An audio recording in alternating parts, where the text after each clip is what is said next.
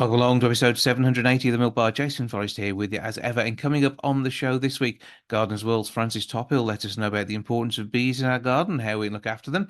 We'll be having a bit of a natter with Janet Lewis MBE. She is from the English Youth Ballet. They have Giselle at Wolverhampton's Grand Theatre this September, but they're auditioning in June to get members of the community 8 through 18 involved if they fancy being part of an amazing show. We'll be finding out about another amazing show, Threads, which is arriving at the Dove House Theatre in Solihull in August. And we have a natter with Angela Constantinou, all about her film Boy. That's all on the way on the show this week. Welcome to the Milk Bar. Welcome to the Milk Bar. Welcome to the Milk Bar. Welcome to the Milk Bar. Welcome to the Milk Bar. The English Youth Ballet are announcing auditions at Wolverhampton's Grand Theatre for some upcoming performances. To tell us more, I'm joined now by Company Director Janet Lewis MBE. Good afternoon. Hello, good afternoon. So exciting times ahead. Amazing ballet coming to a number of stages and the chance to audition at the Grand. Tell us a bit about who you're looking for, please. Well, we're looking for young dancers aged 8 to 18, and we have very big casts, so we're looking for, promising young dancers with a good basic ballet technique, but even at the age of 8, they are very promising at times. Yes, we're looking at them for really the promise, actually. But we at whatever level they audition at, and we take them if they've got potential, they do finish up after the performances and all the intense rehearsals, finish up really improving and gaining confidence, and it is a lovely experience for them. So they're taking part in Giselle, so it's a very well-known classical ballet.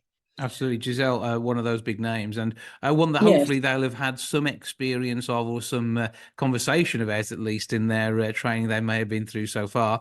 The actual auditions take place on the 17th of June, and it's to be part of the 3 performances presented at the Wolverhampton Grand from the 6th through to the 7th of September this year. So it's actually quite a quick turnaround, really, isn't it? June into September. But the sort of training and auditioning, then the actual production prep itself and rehearsals, they'll all be condensed into just a few weeks, I take it? They are in the 3 weeks of the summer holidays, yes, just towards the end, the last 3 weeks of the summer holidays.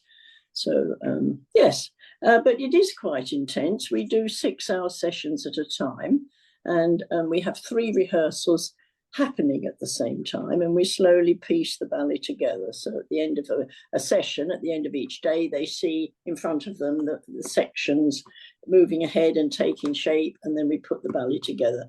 And I do have a lot of staff to help me. I mean, my principal dancers actually do teach the young dancers, as well as my assistants who have been dancers like myself. So we barely touched on the fact that you are a massive name in the world of dance and have worked with so many people. Just to be part of this audition process will be amazing for the kids who get involved. Just give us a bit of a flavour of some of the people you've worked with. Well, very famous dancers, actually, from Margot Fontaine, going way back, really, for the Royal Ballet, because I was with the Royal Ballet, and then I toured with London Festival Ballet, which is now called English National Ballet. So all the great dancers, John Gilpin and mainly Fontaine, Dame Beryl Gray, who's recently not with us, but she died, I think, when she was 96. But she taught me, and the great dame of the ballet, Dame Ninette de Valmont, all those top people I have actually worked with and danced with. So I'm quite experienced along the way, really. Absolutely. And being in the room with you for a couple of hours there's so much ballet going on just in your head. I should think that's going to work by osmosis and get them into a good state. But so it's been part of this audition process, and it's on the date itself 4:30 through till 6:15. You're looking at the 8 through 11-year-old auditioning. Yes, 6:45 through to 8 p.m. the 12 through 18-year-olds. And who will they meet on the 17th of June if they are part of that? Well, they'll certainly meet myself because I always do the auditions. I'm very much hands-on director, as it were. And two of my principal dancers will be taking the audition and helping me judge. There are always two of us as the adjudicators, so that we have two opinions which we put together. We do have a reserve list so that if they're not successful on the day, I nearly always have to call upon reserve. So they mustn't be disappointed if they don't get through the first time. Very often things happen within families and they don't actually take up the place, even though we offer it. So reserves do get a chance as well. Mm-hmm. But I mean, it is brilliant to see this. I mean, there is a £20 fee for the audition, and that includes a full ballet class as well. So they get to experience training at a really high level at the same time. Yes, they do. We do an hour and three-quarter class, and we have them on stage all together. And we do warm-up sections, and then we break it down into groups of 5 where they do various unseen sequences, so that we see how they respond to something different from their normal ballet class. So yes, it is a good experience. I think some of them have said how much they enjoyed it, even if they haven't been offered to play. So I think we're probably doing something right in that case. Well, absolutely, but it's a chance for them, say, to experience an audition at a high level, to be part of a show which is going to wow audiences this September.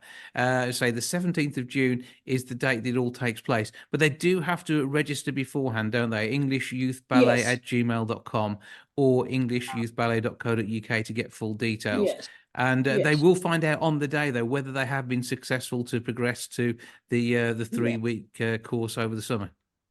Yes, I don't leave them hanging on. I do tell them on the day, and they get a letter of congratulations. And we always talk to the young dancers that perhaps aren't at offer to place, talk about being reserves, talk about what they could have done, where they've perhaps need a bit of work. So we are very pleasant, hopefully, with very good and hopefully helpful and constructive. That's what we like to be. Absolutely. And somebody who's coming along to this obviously has a hope, a dream and an aspiration. And that's how you started out too. Yes. I started at the age of 4, as I had knock knees, funnily enough. But by the age of 9, I was quite good at it. And I think it was a bit of a surprise to my parents. And won a scholarship to the Royal Academy of Dancing at the time, which entitled me to lessons with very top teachers who were then with the Sadler's Wells Ballet. So I was very fortunate, really, with my training. So I want to give back something that I have experienced over the years in my dancing, and just to give them the feeling of performance. That's what youth ballet is about, performance experience. It isn't exams. We go on beyond that, and we give a performance experience within a full classical ballet setting, which is such a lovely, lovely experience for them. Well, the production is Giselle. It takes place at Wolverhampton's Grand Theatre from the 6th through to the 7th September. So there are 3 performances over those 2 days. You must be available then. You would also have to be available for the 3-week intensive rehearsal and training course, which would take place over the summer holidays. The auditions themselves take place on the 17th of June. That's a Monday night. For the 8 through 11 age group, it's 4:32 till 6:15. For the 12 through 18 age group, it's 6:45 through to 8 p.m. EnglishYouthBallet@gmail.com is the email address to register your interest, or you can visit EnglishYouthBallet.co.uk. There is a £20 fee for the audition itself, which does include a full ballet class, as we have said, and you get to be part of the team that we bring this amazing production to the Grand in front of a full paying audience. There will be people there to see not only the 8 principals, international principal dancers, the 2 artistic ballet staff. Behind the scenes, you've got 2 wardrobe mistresses, 4 theatre technicians, and of course, somebody somebody who has a little bit of experience herself, just to underestimate things massively there. And that's director Janet Lewis MBE, who I thank for joining us. Have an amazing time with this out on the road. I assume you've still got your point somewhere, which you'll no doubt be donning just for a bit of fun. And well, I don't know about that. But lovely to meet you. Looking forward to the show itself this September. But good luck to all those, and break a leg for auditioning and the production itself. Janet, thank you for joining us. Thank you very much indeed. Thank you.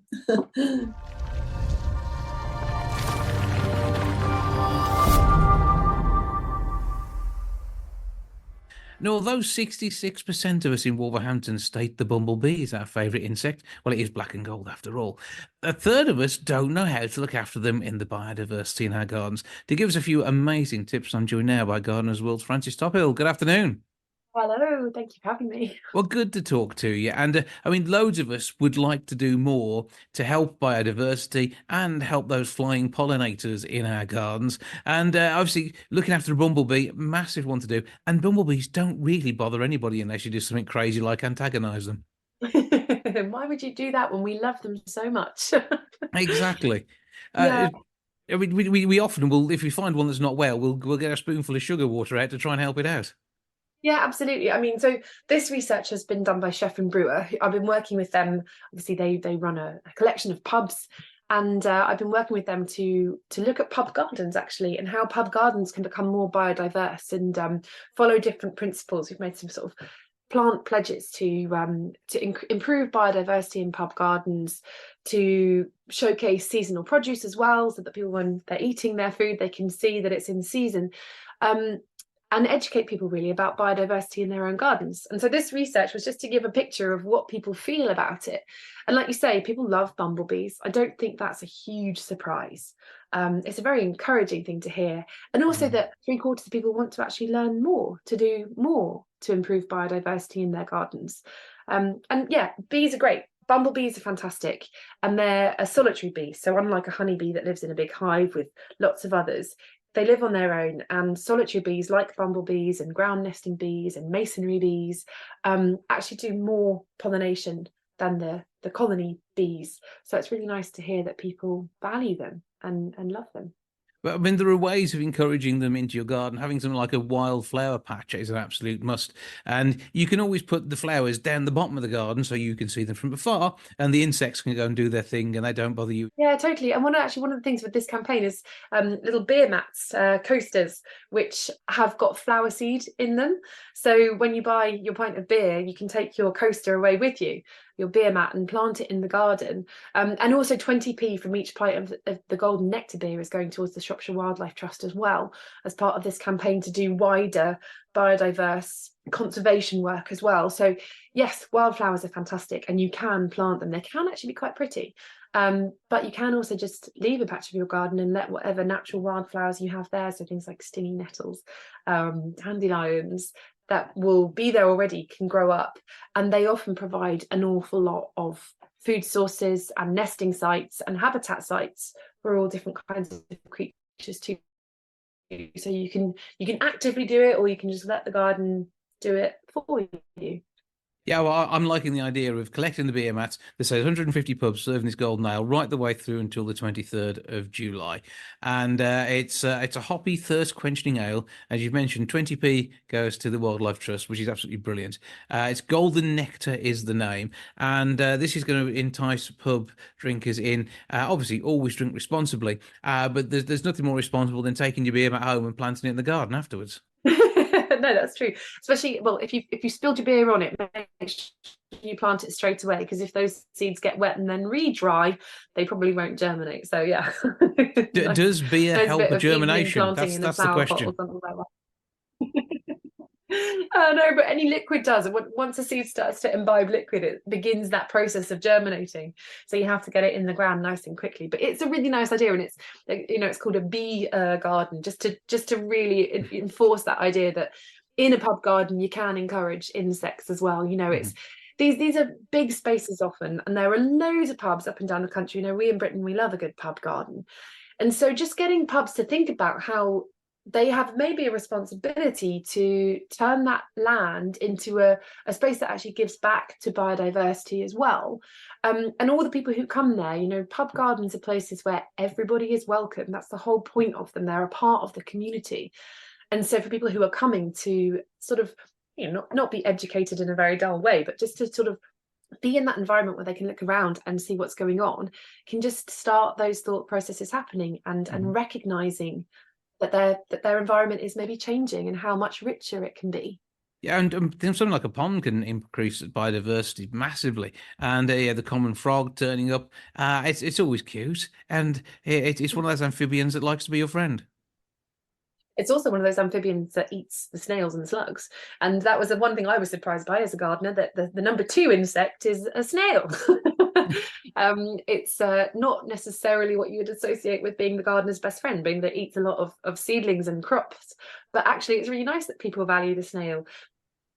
But having a pond, like you say, will bring in frogs and newts, also other creatures like hedgehogs that will come and drink the water, and all of them eat slugs and snails. So the whole point of this, the whole point of biodiversity, is that we make everything as diverse as possible. So that's as many habitats, as many plants, as many flowers all throughout the year that we can, that will bring in as many insects, as many fungi, as many mammals and birds as possible, so that we have this big diverse range of a picture in our gardens, and everything's in balance, and you don't have to use any chemical interventions to get under control any weeds or any insects that might be coming. It's all kind of balancing itself. That's the idea of biodiversity. Yeah, and things like carnivorous plants and giant sunflowers can make it fun for kids. Although Venus flytraps are unlikely to eat a bumblebee, they're more likely to eat a fly, aren't they? Yes, and flies do a very good job of pollinating things as well. We should give them their moment of spotlight too. But yes, kids, you know, kids are the future. I always think it's so important to encourage young people to garden, yes, but more importantly, to have a respect for the natural world. And I actually think that kids are miles ahead of us adults on this already. They're passionate about the natural world. They love carnivorous plants, watching flies getting eaten by a plant. There's something already inherent in children in that joy of seeing nature. And I think sometimes we can put too much pressure on them. Like, this is for you're going to have to make the world a better place when you grow up. And actually, we can all do that.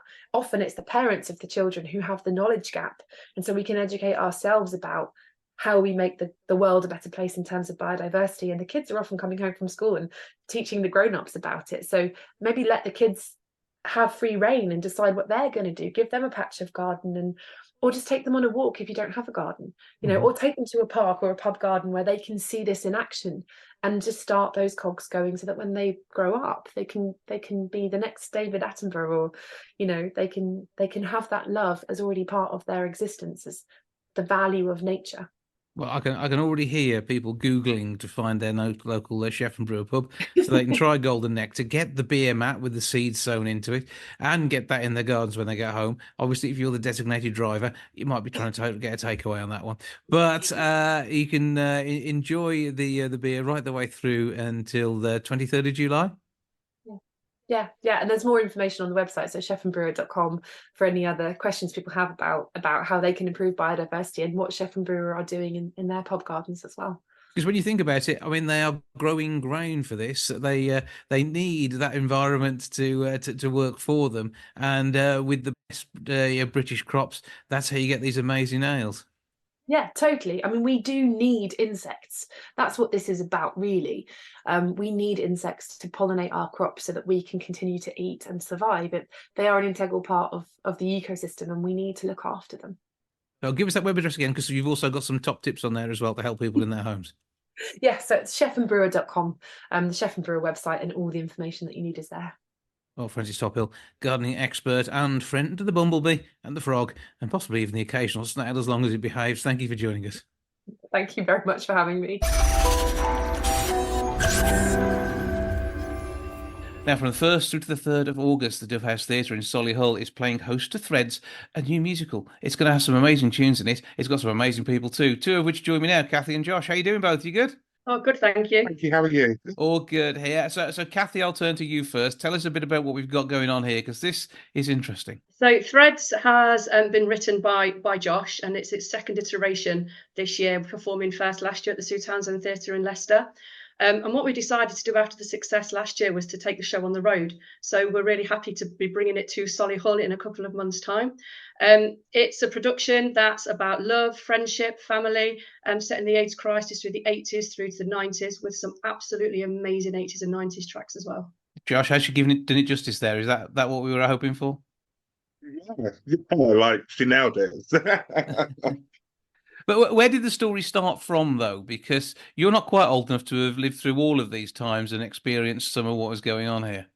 When we had Williams Creators has been running for 5.5 years now, and so when we decided that we wanted to do a new show, I wanted something that built on the idea of family that we've created within our theatre company, and then we've also done lots of work. We've been really lucky to work with the Leicester LGBT community a lot, so I wanted to kind of bring the two together. And then I really love 80s and 90s music. I really love it. And I wanted a soundtrack that was a little bit different from what's out there at the minute. And being a jukebox musical as well, though, you've got a lot of music to choose from in that era, and a lot of it was pop and just a bit of fun, but there's some awfully meaningful stuff too. So you've got lots to draw from. Absolutely, and I think out of all of the shows I've ever written or anything that I've had to pick music for, Threads has probably been the easiest one because the narrative just follows so well with the songs that we've chosen. So we're really excited about that. Okay, so Kathy, how much are you enjoying the music? Oh, I love the music. I mean, you say that we weren't old enough to live through it. I am old enough to have lived through it. So it is the music of my youth. But is there, does it also tell a story for you at the same time as telling the story of the characters in the show then? Oh, yeah, absolutely. Definitely moves from some early kind of 90s, early kind of 80s songs all the way through to my late teenage years. So definitely, yeah, a bit of a potted history there. But what's a favourite track for you that not only moves you but moves the show too? I think I would have to go with The Best. I think it's kind of the title number. It's a big ensemble number. It tells a lot about the story of Marcus and Marie, who are the two leads. So I think I'd have to go with The Best. Josh, I don't know what you'd go with. I would say I would have to go with Missing. I just think it's a really poignant part of the show, and it's where I think the metaphor that the song gives is massive, and it's just a point where the show really does take a different turn. And so yeah, I really like that one. I see you skirting around spoilers a little bit there as well, because we do need to keep plenty in store for when people come and see this production. And I think the fact that you've been able to take this out on the road, I mean, it shows that you're touching people's lives and telling a story of a time that. I mean, I'm clearly the same age as Kathy because I was growing up around the same sort of time. I turned 18 in 1990, so you know that during that time for me, this music was there. There were all sorts of things in the news around the HIV and AIDS. It was the time we saw Mike Smith putting a condom on a banana in at school in a video to try and remind us that wearing condoms is important. So fruit and veg, we're getting safe sex lessons, but it is. A serious side of it and a serious message too. Yeah, absolutely. And I guess what we're trying to create with our show is that this, this terrible thing that was happening to so many people really was touching so many people in the community. It didn't matter if you were LGBT or not, really. It was just going anywhere. And even if you weren't the person that was diagnosed with it, it's about the far-reaching, consequences and the ripples that come from that person that's diagnosed. So within our show, we kind of touch on how that family supports and moves someone forward and lifts them up, because unfortunately not everybody had their own family to be able to do that for them. So that chosen family was a major thing as well, and that's what we're kind of paying homage to in our show. Yeah, and supporting the Terence Higgins Trust too. And so much work has needed to be done through the inauguration of World AIDS Day on the 1st of December to raise awareness, but also the stigma which has run alongside a disease which, fortunately, with drugs these days becomes more of a condition, but still is something is petrifying for people to hear they picked up. Yeah, absolutely, absolutely. And again, try not to make any spoilers for the show and stuff like that, but how the characters kind of navigate that. I've kind of taken inspiration from that, from things that I've seen and like things that I've read and stuff like that, to try and make it as real as humanly possible. And myself and Kathy and our inclusion leader at Williams Creatives did an interview with the Terence Higgins Trust, and that's really helped us to um, have more of an understanding and an insight into what we're doing and why we're doing it. Yeah, and Kathy, again, growing up in that time, you talked about there the music, but I mean, was it something that you picked up on then? I mean, do you think back and think how the messages that you're telling and the story you're telling here links in with things that you heard back then? Yeah, absolutely. I mean, one moment that stands out for me, and I'm sure some of the listeners will remember this, is the Mark Fowler moment on EastEnders, where Arthur wouldn't touch his knife and fork. So, it definitely kind of hits home that way. And I think one of the kind of most poignant moments of last year was one of our younger members who had joined saying, "I just didn't know, I just didn't understand," and that's something that this show is able to bring home to a younger generation as well. And again, Josh, I mean, to put pen to paper on this one, I hopefully you're rightly proud of the work and the message that you're bringing across. Also, being able to use music at the time, and I mean, stars were affected at the time by this. It's there's whether it be DJs, whether it be the musicians. We knew of people in the media who lost their lives to this, and obviously most notably, really Freddie Mercury, who passed away sadly due to HIV/AIDS. And it's something which has touched so many lives, the stars being one of them, but real normal day-to-day people as well. And I guess that was the little bit that was the frightening part of putting the show together, in that I didn't want to get it wrong. Mm-hmm. And I didn't want to almost trivialize something that was so monumental, and is still so monumental, and has touched so many people. And I guess for me, we were really lucky with the cast that we had last year. But this year, within our show, we have a key trans character, and we actually have a trans actress playing that part this year. And hearing her play that part, seeing her in rehearsals and getting her feedback into all that kind of stuff, that has shown me that actually I think I may have just got it right with this one. And seeing how important this character is to her, it's incredible.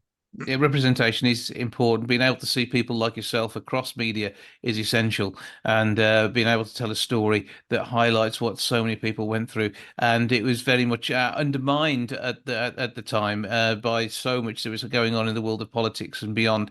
Even though there was the research to try and find ways to battle this awful virus. So a lot to say, a story that is not only though going to have touching, poignant moments, but one which is going to have some full-on pop anthems too.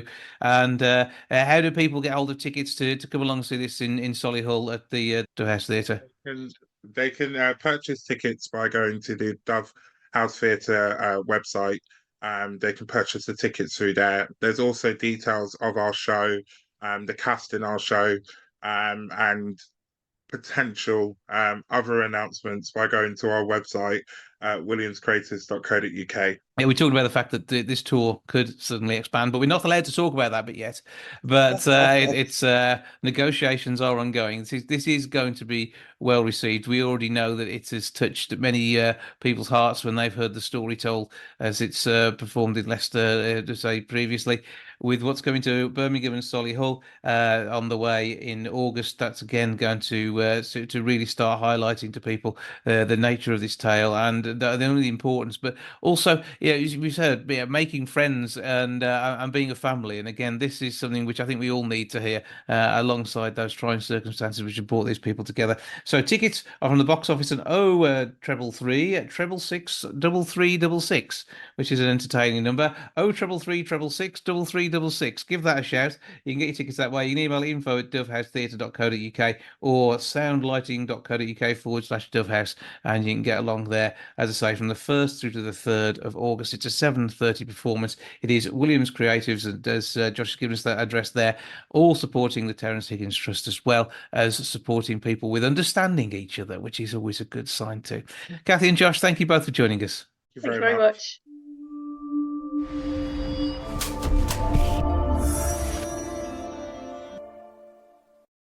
An exploration of youth culture of today and the way in which different lives can come together, sometimes clash, sometimes help to understand each other, forms the background to the film Boy. The person behind the story is Angel Constantinou, who joins me now. How are you doing? I'm good, Jason. How are you? I'm very well and very intrigued by this project because this is somewhat autobiographical in some parts of its story, yet taken beyond that in others. Yeah, that is true. I always feel as a writer, it's good to write about what you know, and it is based on some events from my past. That's true. So, how do you approach a film like this? Because it's technically it's a short, I think, isn't it? Even though it's a long short. Yeah. So it's just over 20 minutes. And this is my first film, by the way, Jason. It's my first foray into filmmaking.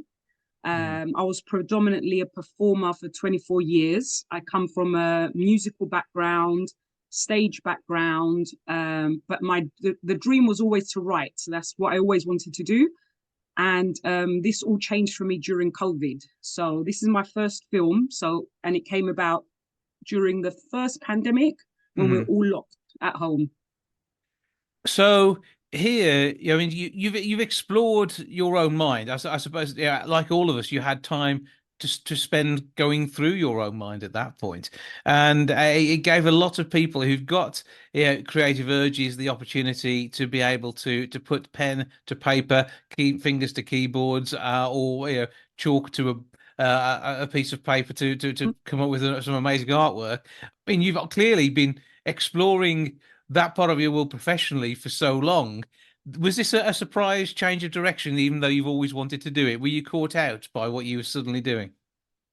Yeah, completely. I mean, it was like just one day I was homeschooling my son, like most parents were, but I was also looking after my mother who's disabled 24/7, because obviously no carers would come to help. Nobody would be able to come into the home to pick her up, to take her for her activities. So while I was homeschooling and caring for her 24/7, there was no way for me to get my creative outlet. I couldn't work, which I'm a singer-songwriter. I couldn't go and perform. And I needed somewhere to get my creative juices flowing, as I was feeling really cooped up in the home, like a lot of us. And what happened was, Jason, I can't even remember the reason why I started to write, but I just started to write. This was the subject that was happening. And as I was writing it, I just found out that a boy called Drake in America had taken his own life, sadly. And he was the exact same age as my character. And so what I did, I started researching this subject, why it happens, how often, and the numbers were startling. And I just carried on with trying to add to my project and making it something where I can help in the future. Yeah, through understanding, through conversations around all manner of issues that kids might have.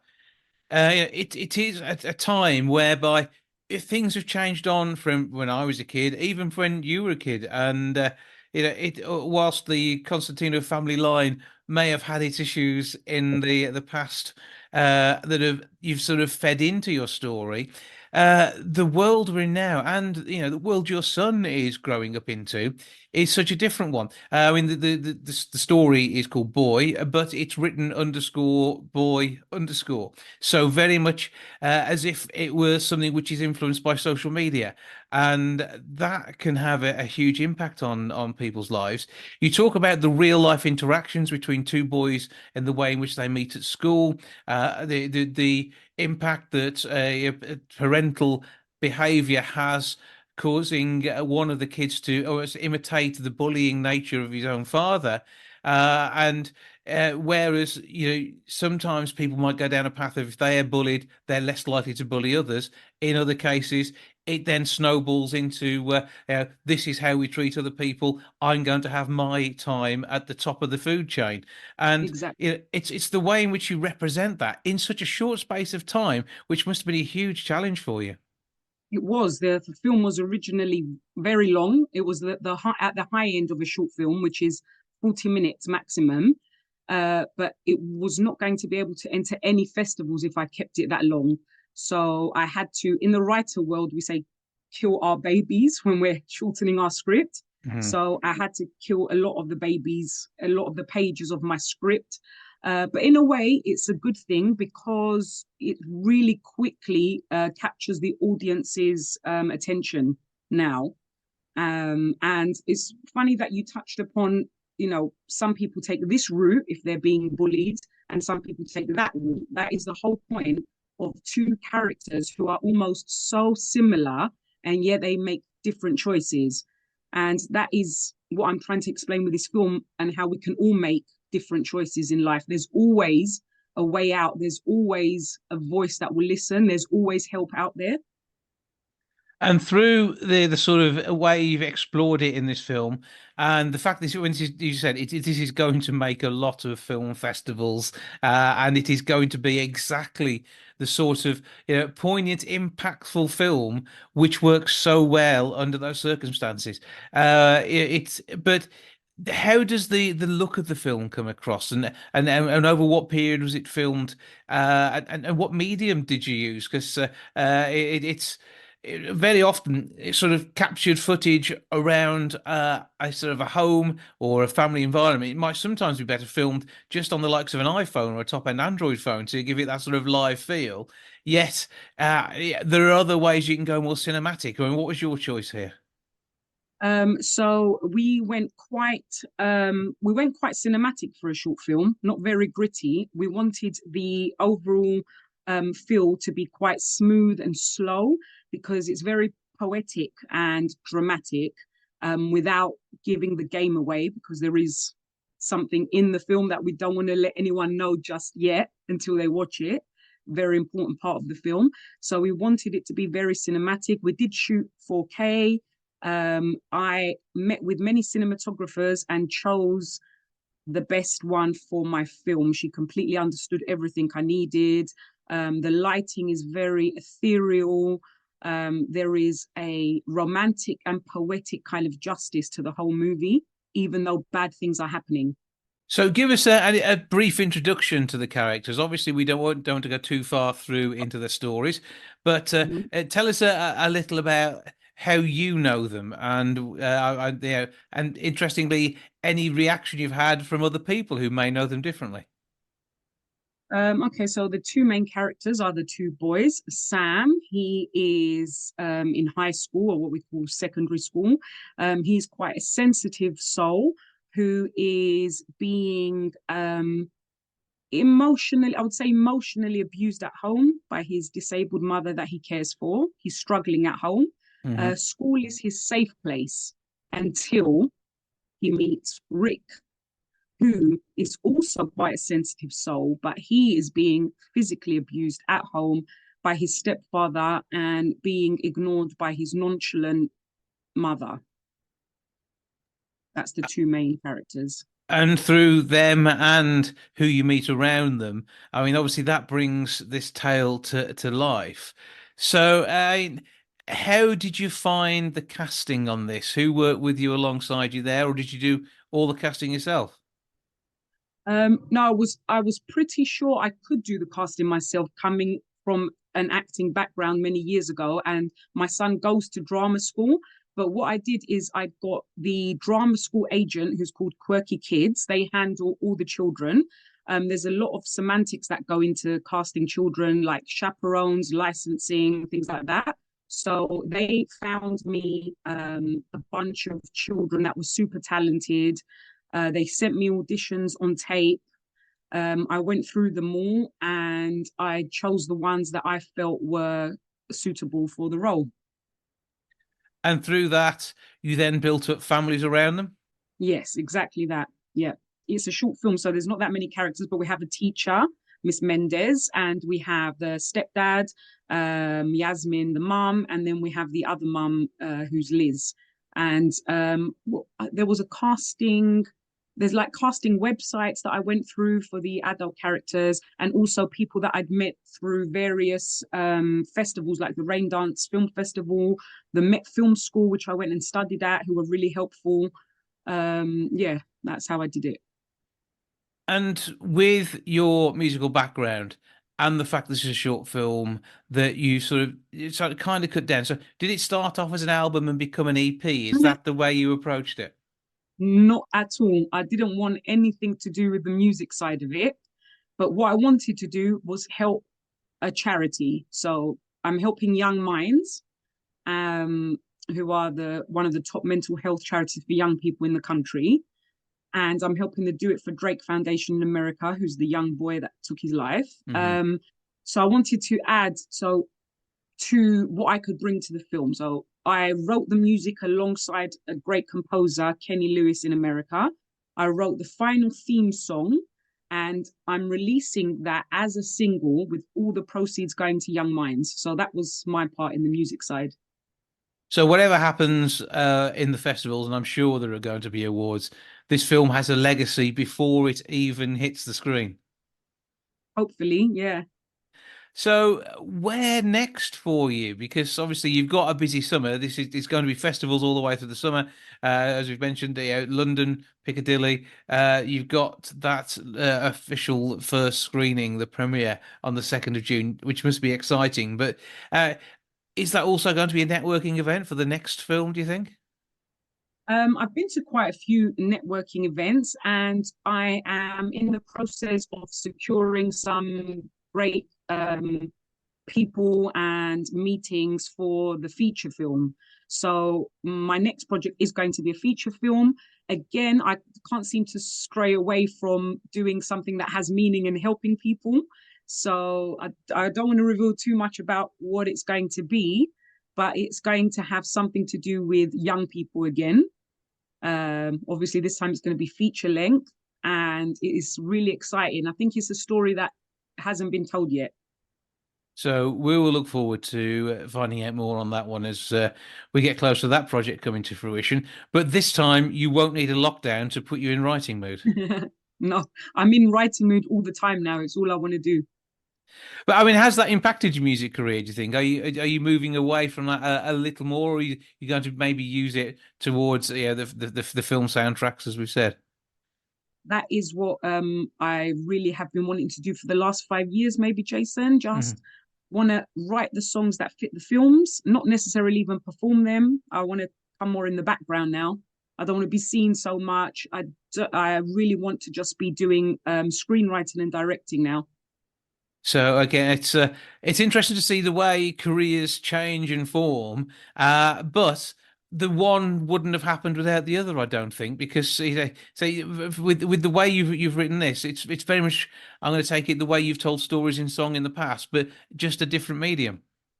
Exactly. But that is why I had to go to film school for a short while. I feel not everyone has to go to film school, but during COVID, I did a part-time course at the Met Film School for screenwriting. Mm-hmm. And in order for me to know how to write scripts in the correct format, use Final Draft, which is the global way, and things, and hone things in that way, that was very helpful because I knew how to write because of my songs, like you said.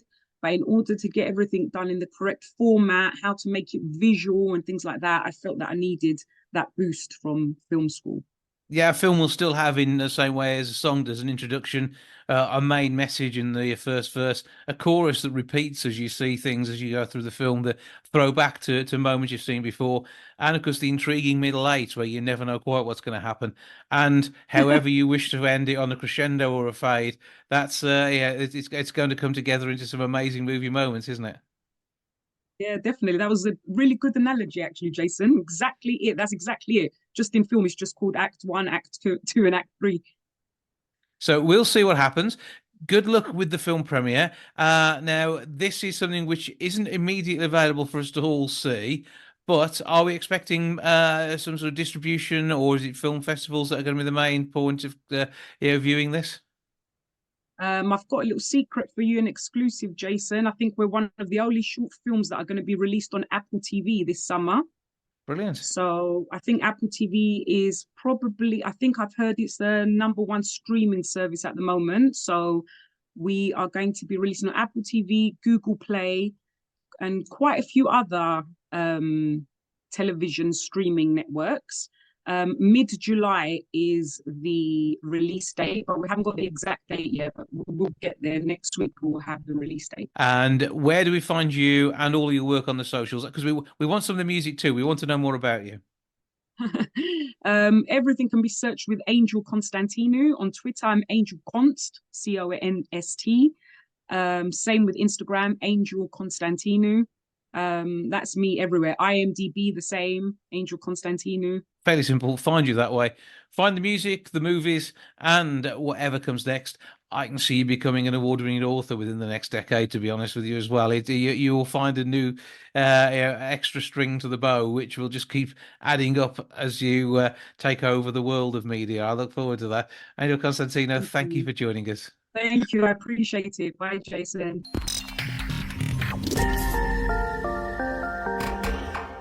That's all for this week. Thank you so much for joining me. Episode 781 will be along next week. I hope to have you along then too. See you soon. Ta for now. Goodbye from the milk bar. Goodbye from the milk bar. Goodbye from the milk bar. Goodbye from the milk bar. Yeah. Goodbye from the milk bar. Yeah.